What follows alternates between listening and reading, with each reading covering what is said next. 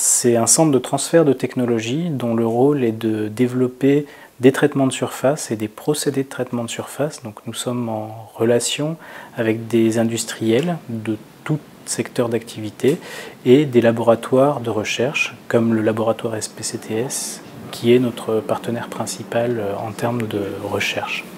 Le projet Reveboîte, c'est un projet qui avait pour but de développer des traitements de surface sur des substrats bois, donc de tout type, à vocation esthétique d'une part, à vocation technique de l'autre. Pour le citoyen, le projet Reveboîte est une étape vers de nouveaux matériaux disponibles, que ce soit en termes esthétiques d'une part, puisque le but c'est d'avoir des nouvelles sensations, des nouvelles manières de toucher les matériaux bois, d'avoir un petit peu une amélioration esthétique globale.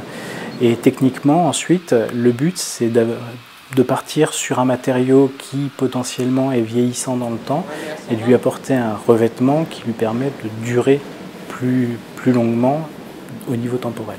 À l'échelle du CITRA, le projet avait deux voies de développement. Donc d'une part, cet aspect recherche et développement dans le cadre de la projection thermique qui était notre savoir-faire initial. Et indépendamment, nous avons eu une tâche à réaliser supplémentaire qui était l'analyse de cycle de vie. Donc en termes de moyens humains affectés, nous avons eu d'une part des personnels dédiés à la projection thermique et d'autre part une embauche nécessaire sur le domaine de l'analyse de cycle de vie, puisque c'était une compétence qui n'existait pas ni au CITRA ni dans le Limousin de manière générale. Donc je suis originaire de Bretagne. Donc j'ai intégré l'École nationale supérieure d'ingénieurs de Limoges suite aux classes préparatoires. Donc j'étais dans la filière matériaux et j'ai ensuite intégré le CITRA par le biais du projet Reveboîte. Et ce poste a ensuite été pérennisé à la suite du projet. Les fonds européens nous ont été présentés par notre chargé de mission au sein de l'ADRIR, qui nous a montré la voie pour bénéficier de ces fonds, ce qui nous a permis de nous inscrire dans ce projet collaboratif de manière sereine en termes de volume financier. A priori, le projet à l'échelle du CITRA aurait été beaucoup plus réduit parce que sans ces fonds européens, nous n'aurions pas pu embaucher la personne sur l'aspect analyse de cycle de vie sans difficulté financière.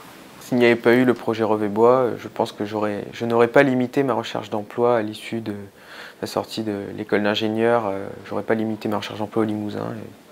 J'aurais sûrement cherché du boulot en Bretagne ou à Paris.